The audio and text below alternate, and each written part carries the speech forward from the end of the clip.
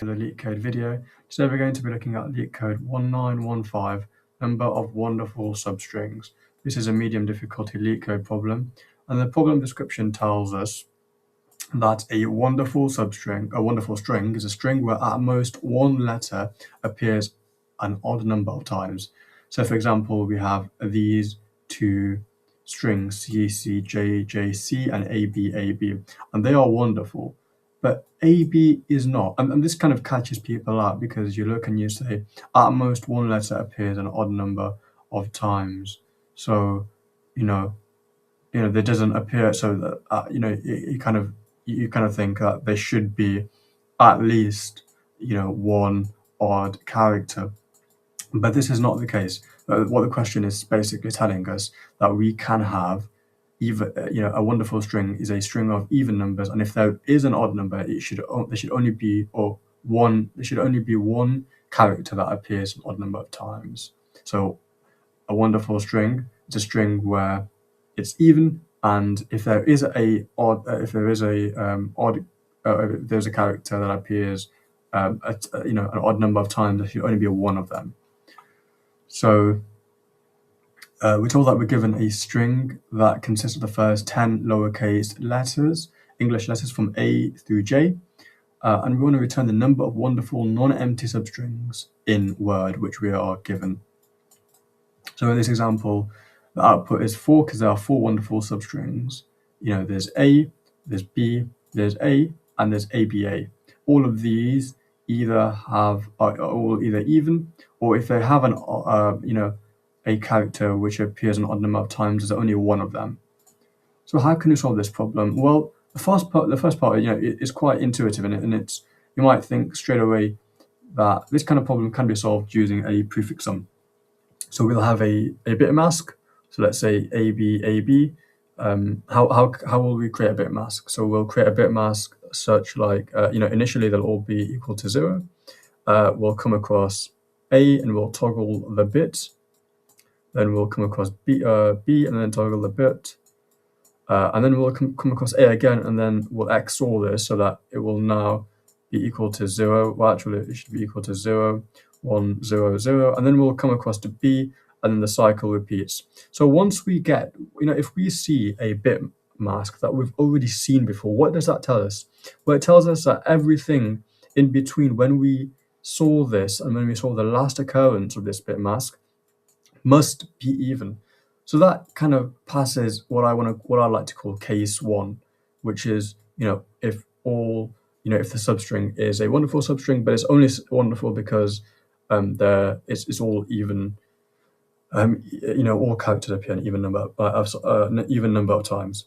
What if a character appears an odd number of times? Well, we'll take our bit mask, and we'll loop through it and create permutations for each digit. So we'll get our mask and we'll flip each digit. In each bit, and we'll check if that's in our hash map. If that's in our hash map, it means that a wonderful substring where only a character appears an odd number of times and only one of them appears will also be wonderful. So we can factor in 2 cases. The first case where we've seen a mask already, and then the second case is if we have that mask, we then shift one of the bits and see if that also is in our list of maps that we have stored and seen so far. So I hope that the intuition kind of makes sense. Let's actually get into coding this thing. So we're going to have frequency, which is going to be equal to a default dictionary. And this default dictionary is going to just be, it's going to store integers, isn't it? And then we want to also have a mask. So this is going to be it's going to store our current bit mask.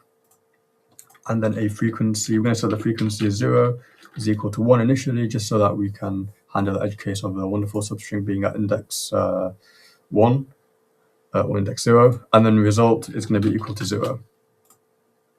And we want to say for each character in Word, and now this is the tricky part, we want to find the index. So we want to find the index in our bit mask to flip. Well, how can we do that? Well, we can get the Unicode number minus the Unicode number of A, and that will give us a number between 0 to 10. That'll give us a number between 0 to 10, which we can use to flip.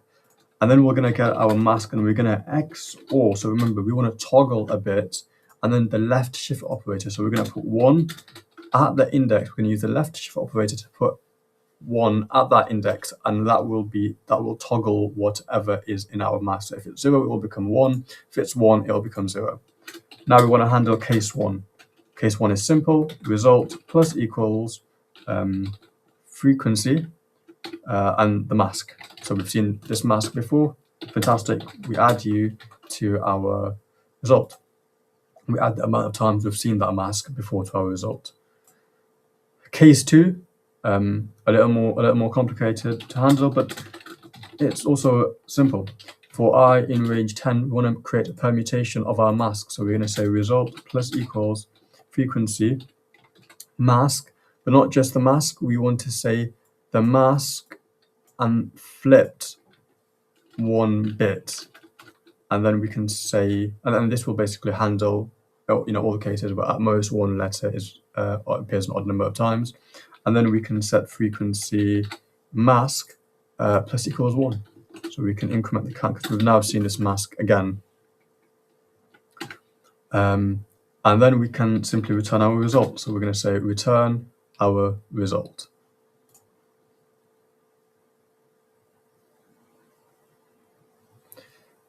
Invalid syntax. Why is that? Okay, that not plus equals because it's not a variable. We just want to get the value. Fantastic, and we pass all 88 test cases for this problem.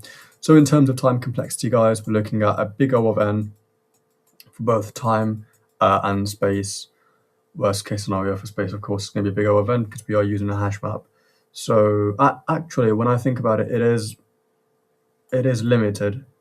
But it is still going to be a big O of n. So with that being said, I hope you guys enjoyed this video. I hope it made sense, and I'll catch you in the next one.